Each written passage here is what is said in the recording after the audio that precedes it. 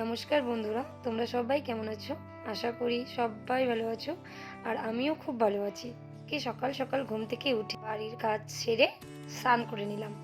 করে প্রতিটা মেয়ে যেমন আয়নার সামনে এসে একে পরিপাটি করে রেডি করে, সেরকম আমি না, হালকা করে সিঁদুর সিঁথিতে দিয়েই আমার সাজ কমপ্লিট। অত কথা না বাড়িয়ে এবার চলো রান্নার দিকে যাওয়া যাক। আজকে কি রান্না হয় সেটাই দেখে। আমাদের বাড়িতে হবে দেশি মুরগির ঝোল, পাতলা ঝোল। তো চলো কি কি লাগে তাই দেখে নিই। পেঁয়াজ, টমেটো, রসুন, আদা, লঙ্কা আর আলু, এটা তো তোমরা সবাই জানো। তো আলুগুলো কেটে নিয়ে ধুয়ে নিলাম। এগুলো ঝিরি করে কেটে নিয়েছি, টমেটোগুলো পিস পিস করে কেটে নিয়েছি, আদাও কেটে নিয়েছি, রসুন ছিলে নিয়েছি, আর লঙ্কা যেহেতু বাটবো সেই জন্য ছিলে নিই। মাংসগুলো ভালো করে ধুয়ে নিয়েছি। এবার এগুলোকে পেস্ট করবো। প্রথমে আদা দিয়ে দিলাম। আদা দেওয়ার পরে এবার পড়বে লঙ্কা, লঙ্কার পরে রসুন পড়বে। আমি ভাবছিলাম হয়ে যাবে, তারপরে আর একটু দিয়ে দিলাম। এরপরে পড়বে জিরা। জিরার পরে আমি এখন এটিকে ভালো করে করে পেস্ট করে নেবো।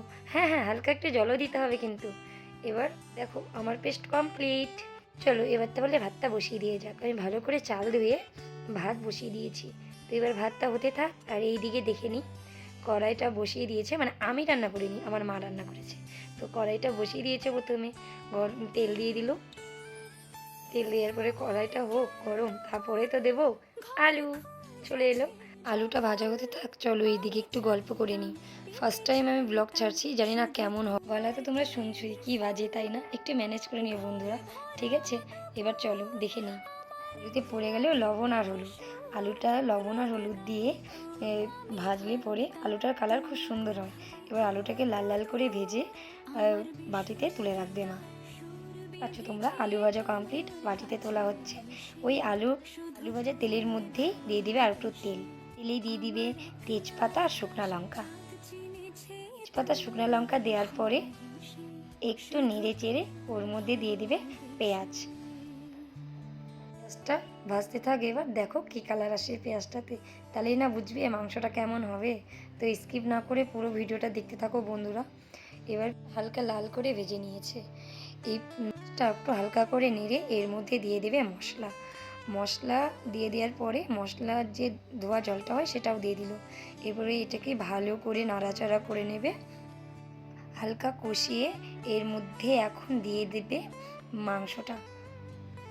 মাংসটা দিয়ে আবার হালকা করে কষিয়ে নিয়ে এর মধ্যে পড়ে যাবে এখন লাল লাল টমেটো। টমেটো না দিলে মাংস কি আর ভালো লাগে? সেই লাগবে, এর কোনো মানে নেই। তোমাদের কাছে যদি না থাকে স্কিপ করতে পারো। এর মধ্যে পড়ে গেল লবণ আর হলুদ। ঝোল দেবে সেটুকুই পরিমাণ মতো লবণ দিয়ে দেবে, আর এর মধ্যে হলুদও দিয়ে দিবে। তাহলে কি ঝামেলা শেষ। এরপরে কষাতে থাকো। কষানোর সময় একটু জল দেবে, আর হলো গিয়ে এটাকে হালকা করে ঢাকা দিয়ে স্টিমে দিয়ে দেবে। তাহলে কি হালকা মাংসটা সেদ্ধ হয়ে যাবে। কষাতেই যেন মাংসটা সেদ্ধ হয়ে যায়, সেই দিকটাতে নজর রাখবে। মিডিয়াম আছে অনেকক্ষণ ঢাকা রাখার পরে উঠিয়ে নিয়ে এর মধ্যে দিয়ে দেবো এখন আলুগুলো দিয়ে ভালো করে কষাতে থাকবো। চলো দেখি ভাতটার কী অবস্থা। ভাতটা তো হয়ে গেছে। এবার চলো নামিয়ে নিয়ে মাঠটা ছেঁকে নিই। এবার ভাতটা নামিয়ে নিলাম। এবার মাঠটা ছেঁকে নিলাম। ছেঁকে নেওয়ার পরে মাঠ তো একেবারে পড়ে না, তাই হাঁড়িটাকে উল্টিয়ে রাখলাম। এদিকে ভাত নামিয়ে রেখেই সঙ্গে সঙ্গে বসিয়ে দিলাম গরম জল। আর এদিকে তো মাংসটা হচ্ছেই। এর মাংস কষানো হয়ে গেছে, দেখো কি সুন্দর হয়েছে। চারিদিক দিয়ে যেই তেল সুন্দর করে রিলিজ হয়ে গেছে, এরপরে একটু নেড়ে চেড়ে এর মধ্যে দিয়ে দিব গরম জলটা। গরম জল দেওয়ার পরে একটু নেড়ে চেড়ে এটাকে এখন ঢেকে দেবো ফ্লেমে। লো ফ্লেমে ঢেকে দিলে মাংসটা সুন্দর একটা কালার আসবে, আর খেতেও খুব দারুণ লাগবে। 15 মিনিটের মতো লো ফ্লেমে রেখে দেবো। এবার চলো দেখি কি হলো।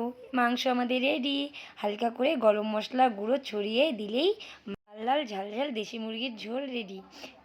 এই পাতলা ঝোলটি খেলে কারো তো কোনো রকম শরীর খারাপ করবেই না, কারণ কোনো গুঁড়ো মশলা ইউজ করিনি। তাহলে শরীরের কোনো রকম তো প্রবলেম হওয়ার কথা না। এই ঝোলটা সবাই খেতে পারে, ছোট থেকে বড় সবাই খেতে পারে। চলো খেয়ে দেখি কেমন হয়েছে। দেখো বন্ধুরা, নিয়ে নিয়েছি ভাত, পেঁয়াজ, লেবু, আর দেখো কি সুন্দর লাগছে দেখতে ভাতটা। আর ঝোলটা তো দারুণ লাগছে, কালারটা দেখো কি সুন্দর এসেছে। উফ, খেয়ে দেখলাম পুরো দুর্দান্ত হয়েছে খেতে। একবার হলেও বাড়িতে ট্রাই করবে বন্ধুরা, এভাবে রান্না করে দেখবে, দারুণ লাগবে খেতে। আমার রেসিপিটা কেমন লাগলো অবশ্যই কমেন্ট করে জানাবে। আমার ভিডিওটা ভালো লাগলে লাইক করে দেবে আর একটি করে শেয়ার। তো আবার একটা নতুন সকাল নতুন ব্লগ নিয়ে আবার তোমাদের সঙ্গে দেখা হবে। টাটা বন্ধুরা, ভালো থেকো সবাই।